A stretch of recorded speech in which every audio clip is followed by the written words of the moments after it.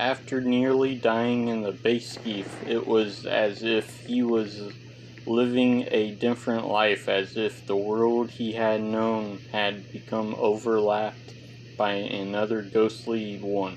He began to see more people whom he knew to be dead. His father, sister, a teacher he'd been close to who had committed suicide, and an old friend killed by a car in high school.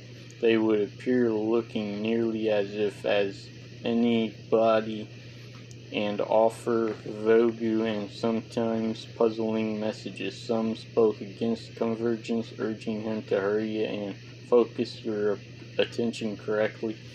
As one of them put it, before it was too late. Others spoke of unity, suggesting to him that it was somehow too late, that he had misused the resources given him and showed no signs of learning from his mistakes. All urged him to leave the marker alone. He told Ada about seeing her mother. At first it made her angry, and then it made her cry. But then a few hours later she asked him to tell her about the experience in detail. But why you? She asked, why not me? A day later he woke up in the middle of the night to find Ada staring at him. I saw her, she said, her face radiant like a vision. She was as real as you or me. She was standing right over there near the door. What did she tell you? That she loved me and that we needed to leave the marker alone, to forget we ever found it. It must be dangerous or powerful. Anyway, what do you think the marker is? He explained to her what he knew, described the way the marker had looked underwater. It's all connected, she said. The stories in town, these visions we're having the artifact in the center of the crater. I'm sure of it. At first she was ecstatic about seeing her mother. It had been, Altman realized, an almost religious experience for her in a way that it hadn't been for him.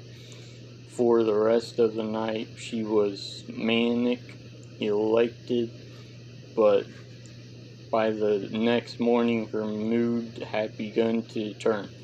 She was moody, depressed. Why can't she be here all the time? She asked. Why can't she stay with me? But it's not her, said Altman. It seems like her, but it isn't. It's a hallucination. It was her, said Ada, with a sense of conviction that worried him. And I need her.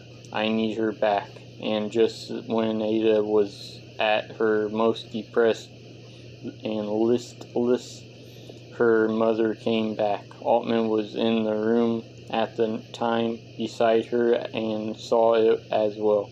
Only what he saw was not her dead mother, but his own dead sister. They both agreed that something had happened, but had experienced it differently. They were each shown whomever they wanted to see. The words spoken were different, as well phrased to fit the way the person herself spoke when she was alive, but it all, with a little interpretation, fit into the idea of one crowning event, convergence, though the dead were less clear about what exactly that was or what could be done to stop it.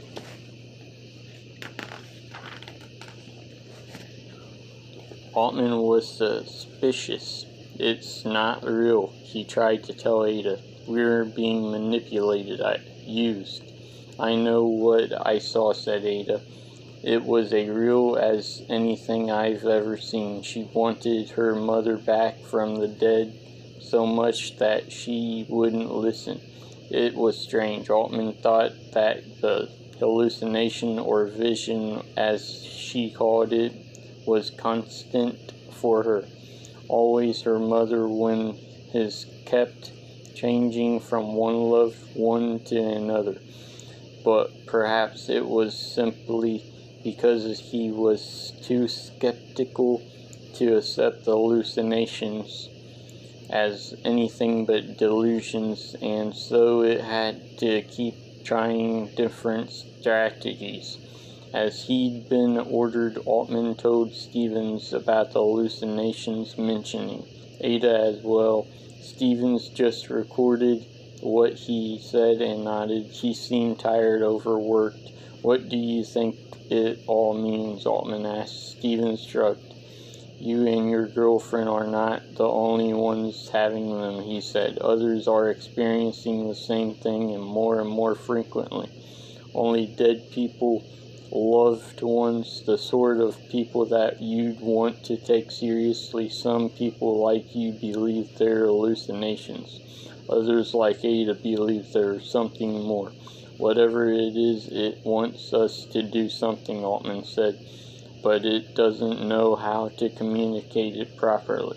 "Not only that," said Stevens, in one of his rare moments of openness, "our hospital ward is full of people suffering from physics, and the suicide rate is sky high. Either it wants a lot of us mad and dead, or what it saying is literally destroying us." He noticed a shift in the way people interacted with one another aboard the floating compound. There was a growing feeling that something was happening, something that they couldn't begin to understand. Some people began clumping together in groups, sharing their experiences with the dead, speculating that the boundaries between heaven and earth had been broken. Others dismissed them as a function of the signal emitted by the martyr, similar to a drug trip. Others seemed to be having a bad trip. They became withdrawn, confused, even violent. He was in the laboratory charting the moments when the signal pulse was strongest and trying to see if his hallucinations were occurring at those same times when he noticed through the open door people rushing down the hall. He stepped out to get a better look, saw at the far end against the door, surrounded by a crowd, now a scientist named Martyr, someone he didn't know very well. He had a laser scalpel in one hand very close to his own throat. "Now, Martyr," another scientist was trying to say, "put the scalpel down." "Stay away," Martyr shouted. His eyes were wide, darting about in his head. "Just keep your distance. You're with them, I know it." "Who's them, Martyr?" the man asked. "Put the scalpel down, and I'm sure we can sort this all out." "Go get the guards," someone said, but Martyr overheard. "No guards," he shouted, and lunged forward, cutting off two of his friend's fingers with a laser scalpel. The man screamed and fell backward, and Martyr turned in a circle, brandishing the scalpel, until everyone stood at a little distance from him. He brought the scalpel back to his throat. "It's too late," he hissed. "We're all dead, or good as dead. We cannot escape. Get out now before you become one of them."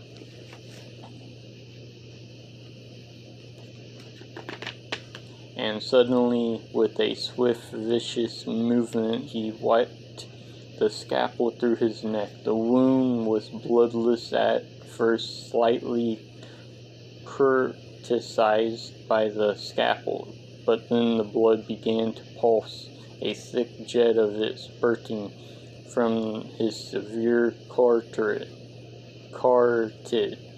He gave a ghostly, gurgling scream, the air hissing, strangling, from his mouth and from his slit windpipe, and then took a step forward and collapsed. A few moments later, guards were there covering up the body and hustling everyone away. "What happened?" Altman asked one of the scientists passing back by his door. "Mir went crazy," the man said. "He started screaming in the lab about the end of the world, and then he stabbed Wisterman through the arm with a broken pipe key. Then he grabbed that laser scalpel and ran here." "But why?" The man shrugged. "Who knows?" he said. "It's just like when that guard shot a technician last week for no reason, then shot himself. These things just happen." He sometimes found himself on the edge of a group listening to them expounding. The focus was usually on the marker, the name that Altman had learned to call it from his hallucinations, having caught on with others as well. Altman didn't know who had first suggested that the marker was the product of alien technology, but the idea had caught on quickly, and how many of the researchers in the facility were convinced of it. There was a good deal of speculation about the originators of the marker, why it had been left there, what it meant, and whether they should tamper with it or leave it alone. One day, on his way from his room down to the submarine bay, he found the hallway blocked. 6 or 7 people were gathering in the hallway, a group consisting of both scientists and guards. One of the 6, an older scientist, addresses the others. When he saw Altman coming, he fell silent. "Excuse me," said Altman, and slowly pushed through the people shuffling out of the way and allowing him to squeeze past. It was strange. He was sure interrupting something, but wasn't sure what. Mutiny, maybe. The answer came when just as he reached the edge of the group, the scientist began to speak again. "You must free your flesh and unify with the divine nature of its construction. A religious meaning of some kind. Some crazed sect, no doubt, or perhaps members of different faiths getting together." He hadn't seen anything resembling a chapel in the floating compound. Though Altman, not a religious man himself, hadn't realized this until now. He slowly kept listening, trying to get a sense of who these people were. "We must lose ourselves to find ourselves," said the scientist. "Convergence is the only salvation. For I hear this in its whispers. Unless you can understand what it means to become one with the marker, you shall not have eternal life." The word marker, coming at a moment when he expected to hear a deity reference, made Altman shiver. He continued hurriedly on. Only once he'd left the corridor did he realize that what he had witnessed was the beginning of some kind of new religion, this one based on the marker. It scared the shit out of him.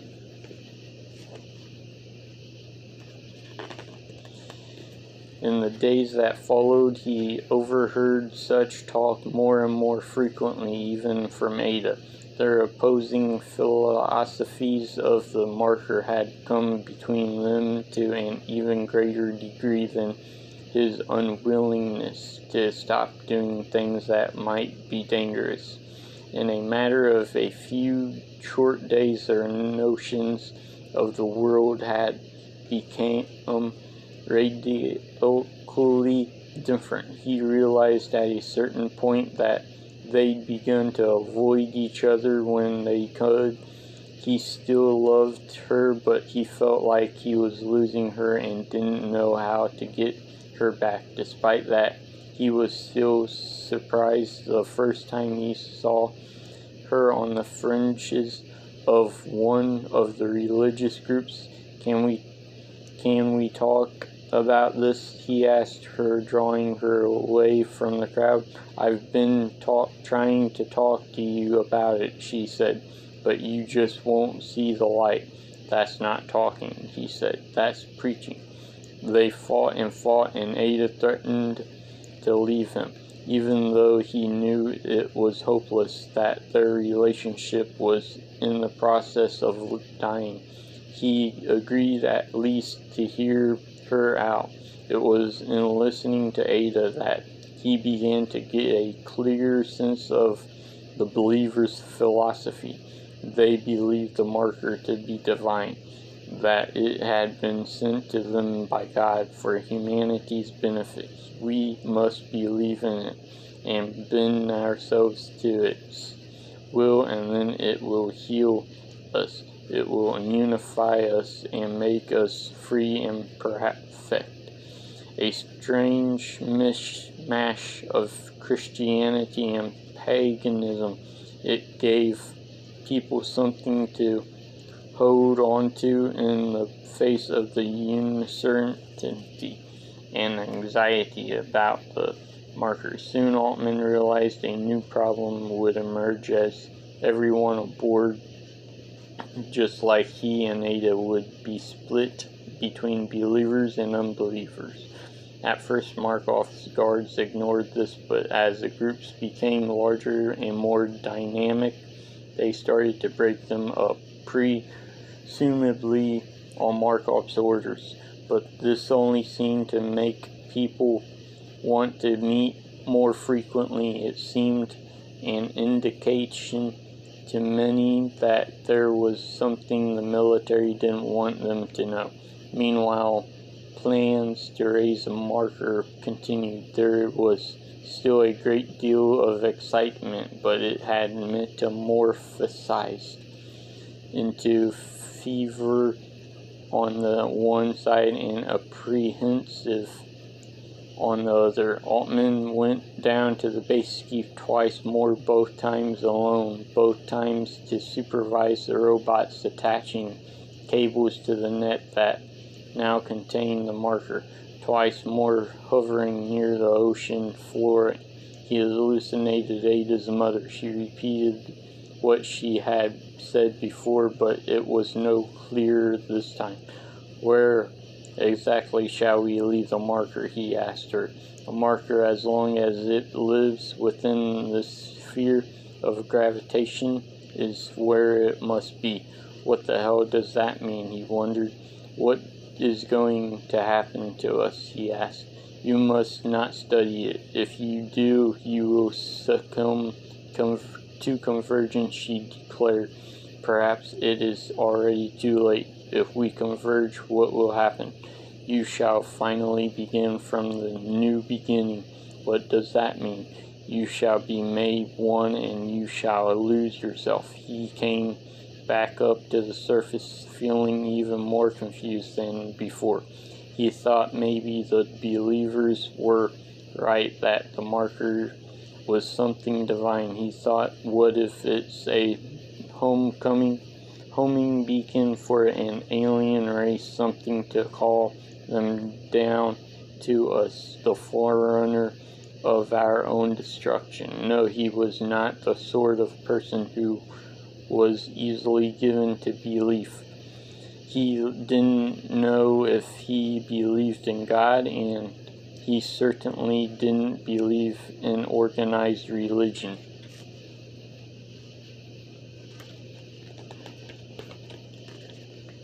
Later one night, while he was getting ready for bed, Ada, nowhere to be seen, probably hiding from him, a knock came at the door. He went to the door. Who is it? He asked. Field, said a voice through the door. Let me in. Field Why would Phil want to see him? They hadn't gotten along well since they'd first come to the floating facility. When he opened the door, it was to find Field flanked by a dozen others. "What is it?" asked Altman upon seeing them. "We need to talk to you," said Field. "Please let us come in." Not knowing what else to do, Altman did. They filed solemnly in one by one, standing in place or sitting on the bed, filling the room. "We've come to ask you to lead us," said Field. Lead you in doing what?" "You've seen it," said someone from the crowd. Altman didn't see who seen what. "The martyr," said Field. "You've spent more time around it than anyone else. We know what happened on the base skiff. When it killed others, it left you alive. We know that it converses with you. You have been chosen." "How do you know what happened on the base skiff?" Altman asked. "We have brethren, not only among the general population," said Field. "We have many close to Markov. You understand more than anyone else. You must guide us. You are our prophet. It is the martyr's will." "Let me get this straight," said Altman. "You want me to lead you as a prophet of your religion?" A rumble of assent shivered through them, for Altman time seemed to have slowed to an excruciatingly slow pace. He moved back until he was touching a wall. "Did Ada put you up to this?" he asked. "Please," said Field, "tell us what to do." "No way," said Altman. A collective groan arose from the crowd. "Are we not worthy?" asked Field. "What must we do to be worthy?" "I liked you better when all you did was sit at your desk for 8 hours a day," said Altman, "and I didn't like you much then." "You shall lead us," said Field. You cannot abandon us." "I don't believe in the shit you do," said Altman. They stared at him, astonished. When he looked back at Field, he saw a crafty expression had fallen over his face. "This is a test," he said. "He is testing us." "I am not testing you," he said evenly. Field smiled. "We understand," he said. "Now is not the time. We shall watch and wait. When the moment comes, we will be ready to come to your side." "I'll say it again," said Altman. I am not a believer." "But you will be," said Field. "I know you may be a reluctant prophet, but you are a prophet nonetheless. I have seen it in a vision." "Now is not the time," said Altman. "Get the hell out." They filed slowly out, each stopping to lay a hand on his hand or shake his hand, touching him as if he were some sort of good luck charm. His skin was crawling.